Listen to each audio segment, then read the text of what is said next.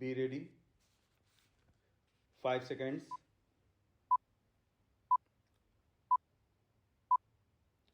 Start.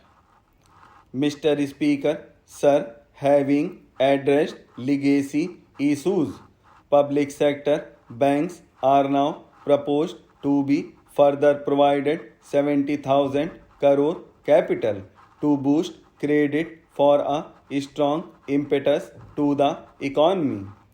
To further improve ease of living, they will leverage technology, offering online personal loans and doorstep banking, and enabling customers of one public sector bank to access services across all public sector banks. In addition, government will initiate steps to empower account holders to remedy the current situation in which they do not have control over deposit of cash by others in their accounts. Reforms will also be undertaken to strengthen governance in public sector banks. Non banking financial companies are playing an extremely important role in sustaining consumption demand as well as capital formation in small and medium industrial segment. NBFCs that are fundamentally sound should continue to get funding from banks and mutual funds without being unduly risk averse.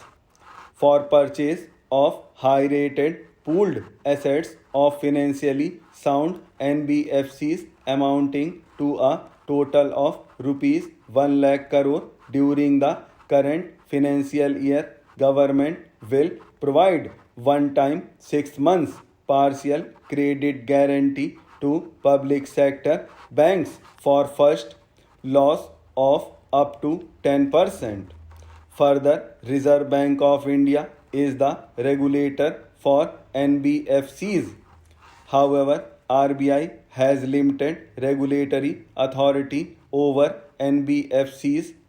Appropriate proposals for strengthening the regulatory authority of RBI over NBFCs are being placed in the Finance Bill. NBFCs which do public placement of debt have to maintain a debenture redemption reserve and in addition a special reserve as required by RBI has also to be maintained to allow NBFCs to raise funds in public issues. The requirement of creating a DRR, which is currently applicable for only public issues as private placements are exempt, will be done away with. To bring more participants, especially NBFCs not registered as NBFCs factor on the regulatory platform amendment in the Factoring Regulation Act 2011 is necessary and steps will be taken to allow all NBFCs to directly participate on the regulatory platform. Efficient and conducive regulation of the housing sector is extremely important in our context. The National Housing Bank is also regulator of the housing finance sector. Government has announced its intention to invest 100 lakh crore in infrastructure over the next 5 years. To this end, it is proposed to set up an expert committee to study the current situation relating to long-term finance and our past experience with development finance institutions and recommend the structure and required flow of funds through development finance institutions.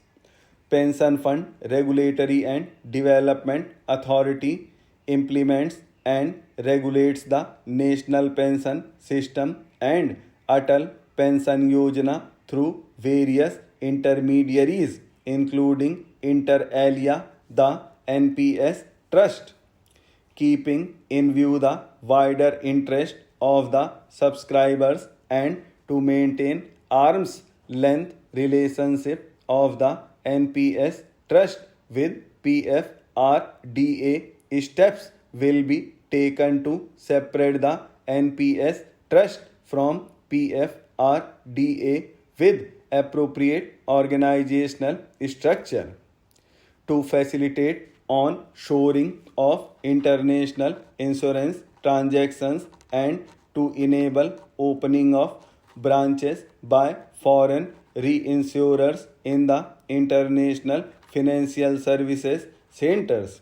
It is proposed to reduce net owned fund requirement from 5,000 crore to 1,000 crore.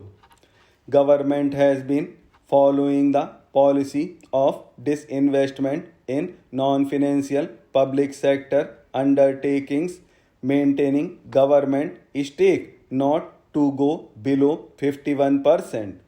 Government is considering in case where the undertaking is still to be retained in government control to go below 51% to an appropriate level on case to case basis. Government has also decided to modify present policy of retaining 51% government stake to retaining 51% stake inclusive of the stake of government controlled institutions. In order to improve the capital flows into the Indian economy, it is important to align domestic corporate systems and practices with global ones. It is also appreciated that global finance movement in equity uses certain parameters to evaluate the stocks in which they choose to invest. Government intends to further encourage retail participation in CPSEs, which of late has shown very encouraging upward trend. In order to provide additional investment space, the government would realign its holding in CPSEs, including banks, to permit greater availability of its shares and to improve depth of its market. Strategic disinvestment of select CPSEs would continue to remain a priority of this government. In view of current macroeconomic parameters, government would not only reinitiate the process of strategic disinvestment of Air India, but would offer more CPSEs for strategic participation by the private sector.